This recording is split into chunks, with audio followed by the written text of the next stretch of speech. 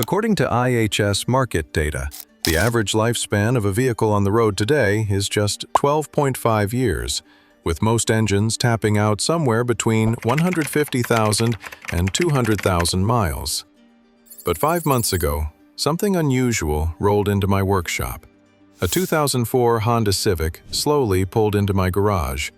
Nothing special at first glance. Faded paint, worn seats, typical commuter wear. But when I glanced at the dashboard, I had to do a double take. The odometer showed exactly 470,000 miles on the original factory engine block. In most cases, an engine at that mileage should be showing clear warning signs: blue smoke from worn piston rings, loud valve train noise, and heavy carbon buildup inside the engine bay. That's what physics and real-world failure patterns predict.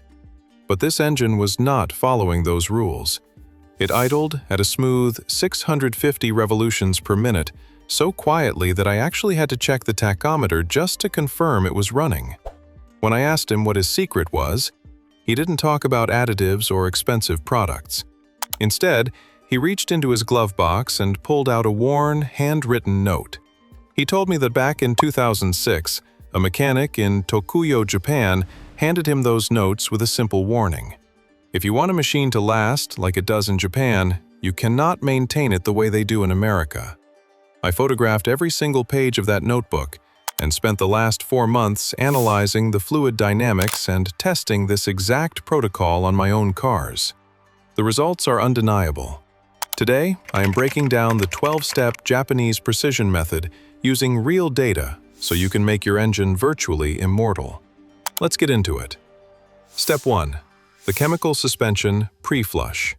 Step 1 is the pre-flush, and it happens before you ever touch the oil pan drain plug. With the engine completely cold, add exactly 1 quart of fresh, clean motor oil straight into your old oil. This creates a temporary overfill that increases oil pressure slightly. Now, start your engine and let it idle for exactly 5 minutes. This 5-minute window is critical. It thin dilutes the contaminated oil just enough to lift stuck carbon and varnish off the valve train and suspend them in the fluid solution without running the engine long enough to break down structural seals under the extra volume. Now, turn the key off and let it rest for 10 minutes so gravity can pull the suspended soot down into the lower pan. Step 2. The high thermal fluid purge. Now, jump back in the driver's seat and take your car for a 10 to 15-minute drive. If possible, drive the car on the highway to bring the engine up to its true operating temperature of roughly 195 degrees Fahrenheit to 220 degrees Fahrenheit. At this temperature, the oil's viscosity drops drastically, which makes it flow like water. Step 3. Park on a perfectly level surface. Japanese mechanics are surprisingly obsessive about performing oil changes on level ground. It sounds like a small detail, but it affects both oil drainage and oil level accuracy. Even a slight angle can leave old oil trapped in parts of the oil pan. A level surface allows gravity to work evenly and helps remove the maximum amount of contaminated oil. It also ensures the dipstick provides an accurate reading when checking the new oil level. This is one of those details that many people ignore, but professionals never overlook. Step 4. Remove the oil filler cap. Here is a Japanese secret that almost nobody in America knows about. Before draining the oil, remove the oil filler cap located on top of the engine. This simple action allows air to enter the crankcase and improves oil flow during draining. By removing the cap, the oil drains faster and more completely. While the improvement may seem small, but Japanese maintenance philosophy is built around maximizing every step.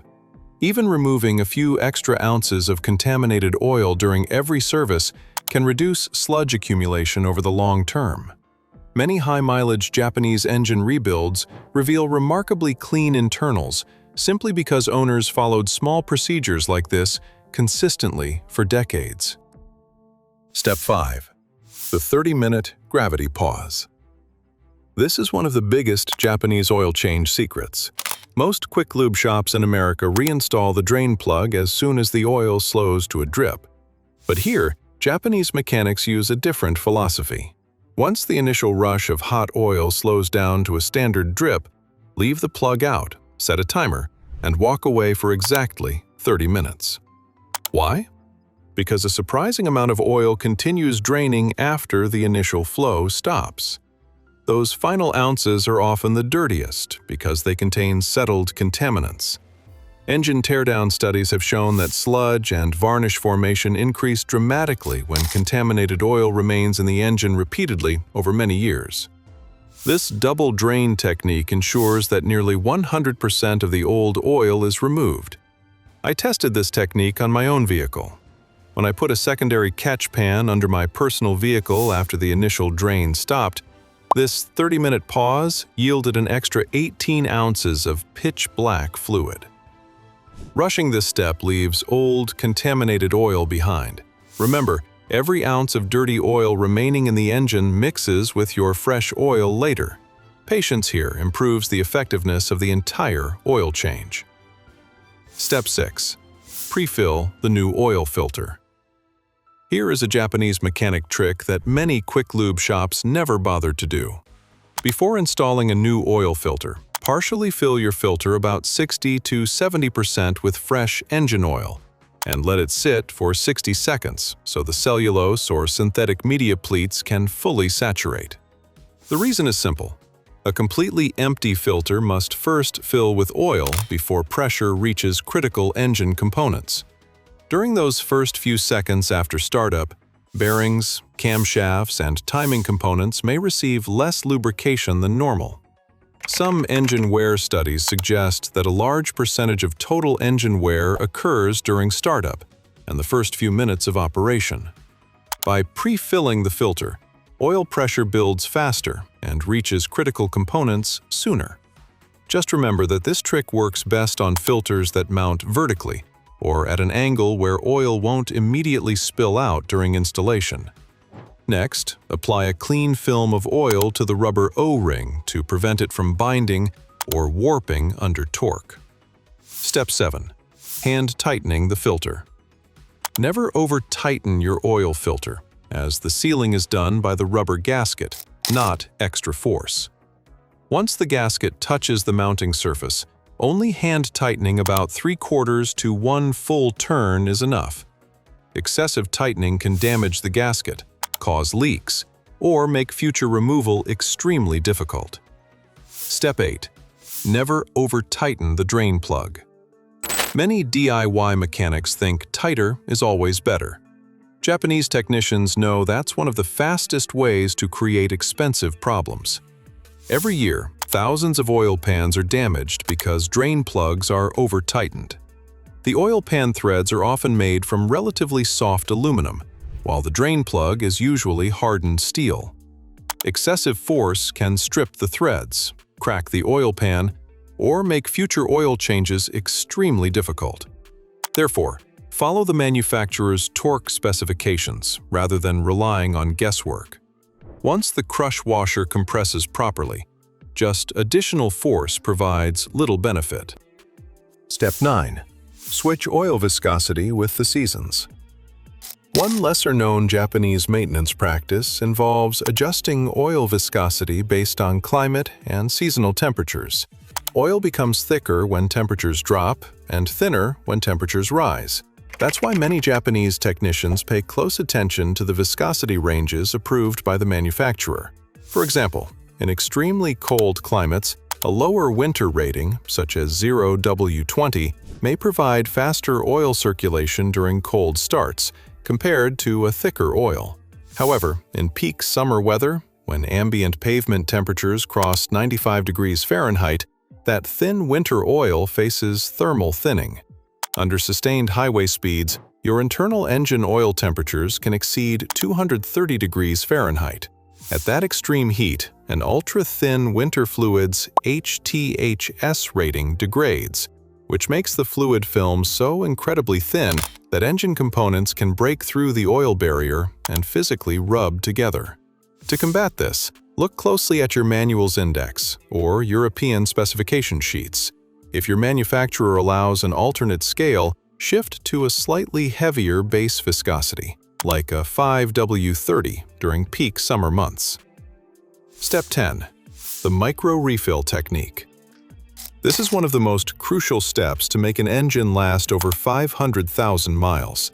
It requires an exact calculation.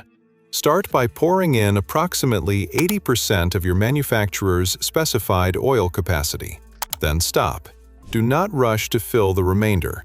Allow the vehicle to sit undisturbed for 5 to 10 minutes so the oil can fully drain through the engine and settle into the oil pan. This waiting period gives you a far more accurate reading than checking the level immediately after pouring. Next, pull out the dipstick, wipe it clean, reinsert it completely, and check the level carefully. From this point forward, add oil slowly in small 8-ounce increments, and make sure to check the dipstick after each addition, because a slight underfill is generally far safer than an overfill. When the oil level rises too high, the spinning crankshaft counterweights can begin striking the oil surface at thousands of revolutions per minute. This churns the oil into a foam-like mixture filled with tiny air bubbles. Unlike liquid oil, air cannot maintain a strong hydrodynamic lubricating film between moving metal components. The result is reduced lubrication efficiency, increased oil temperatures, elevated crankcase pressure, and a greater risk of oil leaks. Step 11. The unloaded pressure cycle. Once the engine is filled, reinstall the oil cap and turn the ignition to the on position without starting the engine. Leave it there for about 8 seconds to let the fuel pump fully pressurize the fuel system. Then, switch it off. Repeat this priming cycle 3 times. On the 4th cycle, start the engine and let it idle naturally for about 3 minutes. Resist the temptation to touch the accelerator or rev the engine. This gives the oil pump time to circulate the fresh oil through every critical lubrication passage before any significant load is applied. While it idles, inspect underneath the vehicle for leaks. Then, shut the engine off, wait 5 minutes for the oil to settle back into the pan, and perform one final dipstick check to verify the level is exactly where it should be. Step 12. The molecular break-in drive. Fresh motor oil contains anti-wear additives like ZDDP that need heat and shifting loads to chemically bond with the microscopic rough spots on your cylinder walls. For those first 30 miles, keep your RPMs strictly below 3,000. Keep your speed under 60 miles per hour, and constantly vary your speed. But never use cruise control in this phase. Varying the load forces the new additive package to condition itself perfectly across the engine's entire operating spectrum. This habit costs absolutely nothing, but it may add years to your engine life. Now, let's talk about the chemistry of intervals. One of the biggest differences between Japanese maintenance culture and Western maintenance culture comes down to a single factor: timing. Many Western manufacturers promote 10,000-mile or even 15,000-mile oil change interval to show a low cost of ownership in consumer reports. That's all for this video. If you appreciate a data-driven look at car care, hit that like button, drop your vehicle's current mileage in the comments below, and subscribe to the channel. Click on this next video right here to learn more insider secrets that keep your car out of the repair shop. See you there.